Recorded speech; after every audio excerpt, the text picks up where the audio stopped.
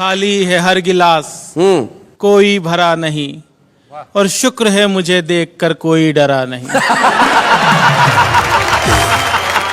भाई साहब, जनरली इंसान चेहरे और नाम से पहचाने जाते हैं जी। मैं विश्व में पहला ऐसा व्यक्ति हूं जो केवल अपने दांतों से पहचाना जाता है। क्योंकि अंधेरे में केवल यही चमकते हैं। चलिए यहीं से शुरुआत करता हूं कि एक बार बिना कुछ लिखे हम मंच पर जाकर चीखे कि मैं भ्रष्टाचार मिटा दूंगा, इन घूसखोरों को धूल चटा दूंगा, मैं करूंगा सही और गलत में पूरी ईमानदारी से भेद, और तब तक चैन से नहीं बैठूंगा जब तक नहीं कर दूं इस काले धन को सफेद। अच्छा, बहुत अच्छे। तभी पब्लिक में से एक खड़ा होकर बोला, भाई साहब रुकावट के लिए खेद, आपके कथन में ये भेद, इस काले धन का जो करना हो करना बाद में, पहले अपने आप को कर लो सफेद। बहुत अच्छे संजय। मंच से काफी बड़े बड़े कवि बैठे हैं, मेरा सौभाग्य कि इस मंच पर आके इनके सामने कविता पाठ कर रहा हूं। तो कई प्रकार की बातें हुई मंच से, नेताओं के बारे में भी हुई। अब की नाग पंचमी पर जब दिखाई नहीं दिए नाग और सपेरे, तभी घर पर आए एक पड़ोसी मित्र मेरे। मैंने कहा क्या हाल है? वो बोले कि नाग पंचमी के पावन पर लगता है नागों का पड़ गया अकाल है। अब आप ही हमारी इस समस्या का समाधान कीजिए, हमारे अच्छे पड़ोसी होने का सच्चा परिचय दीजिए। नाग तो हमें मिले नहीं, इस बार आप ही दूध पी लीजिए। मैंने कहा यही फार्मूला तो मैं सुबह से आजमा था, और जब सफलता नहीं मिली तो हार कर आपके घर आ रहा था। हमारी सारी बात हमारे पड़ोस में रहने वाला हमारा एक नेता मित्र सुन रहा था, जो कई दिनों से चुनाव के सतरंगी सपने बुन रहा था। उसने अपने घर का दरवाजा तत्काल खोला, हम कुछ बोले उससे पहले ही वो बोला कि मुझे बहुत दुख है कि आप दोनों एक दूसरे के पड़ोसी होते हुए भी एक दूसरे के दुख में शामिल नहीं है, और मुझे लगता है कि आप दोनों इस दूध के काबिल नहीं है। अब तक आपकी हर समस्या का समाधान हम ही ने किए हैं, और सब जानते हैं कि हम तो आपकी सेवा के लिए ही जिए हैं। आपकी इस समस्या का समाधान भी हम ही करेंगे, और आप घबराइए मत, आपके नाग देवता का दूध हम पिएंगे। अच्छा। मैं समझ गया नेताजी का दूध के प्रति लगाव। दरअसल आने वाले हैं कुछ दिनों बाद चुनाव। क्या बात है। मैं भी मौका नहीं चुका, और नेताजी इससे आगे कुछ न बोले, इसलिए एक पल भी नहीं रुका, और दूध से भरा हुआ प्याला नेताजी की ओर बढ़ाया।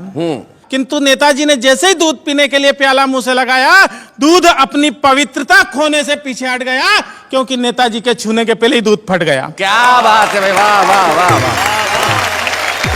नेताजी के छूने के पहले ही दूध फट गया। हमने कहा नेताजी ये तो सब आपकी राजनीतिक शतरंज के चुनावी पासे हैं, और आप दूध के नहीं इस देश की जनता के खून के प्यासे हैं। वाह वाह वाह वाह, बहुत बढ़िया। मंच से ससुराल के बारे में भी बात की गई। मेरे जन्म ने नई नई समस्याओं को जन्म दिया भाई साहब। तो मेरे जन्म के तुरंत बाद एक चिंता मेरे बापू को सता रही थी, क्योंकि मेरे भविष्य से ज्यादा उन्हें मेरी शादी की फिक्र खा रही थी।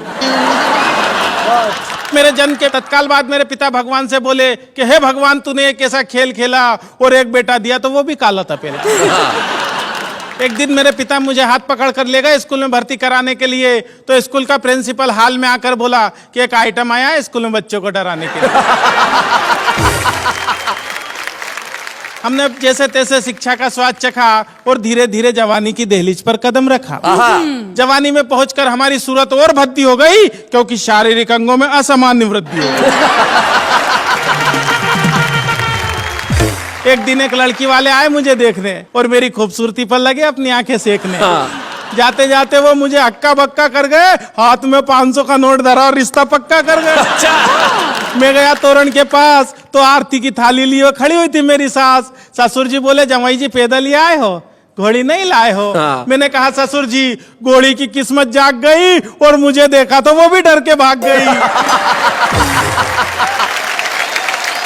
शादी के बाद का दृश्य तो और भी कमाल था। डर के मारे मेरा बुरा हाल था। मैंने जैसे ही पत्नी का घूंघट उठाया तो वो मुझे देखकर मुस्कुराई, न डरी न चीखी न चिल्लाई। अच्छा। उसकी मुस्कुराहट देखकर मेरे भी मन का खौफ भगा, और मैंने पूछा क्या बात है, तुम्हें मुझे देखकर डर नहीं लगा? पत्नी बोली मैं एक नहीं दो नहीं पूरे 7 जन्मों के लिए आपसे बंधी हूँ, और डरने की क्या बात है, मैं तो जन्म से ही अंधी हूँ।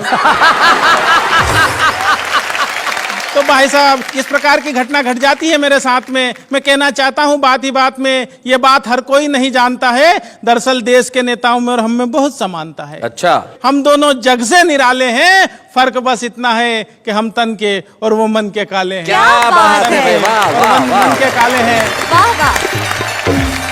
और तमाम बातें करने के बाद अपनी काव्य यात्रा यहाँ से खत्म करना चाहूंगा कि गरीब के मुंह से छिनते निवाले देखे हैं, हमने रोटी सेकती हुई माँ के हाथों में चाले देखे हैं, और हम तो सिर्फ तन के काले हैं मित्र मेरे, हमने तन के उजले लोगों के मन बहुत काले देखे। क्या बात है, वाह वाह वाह।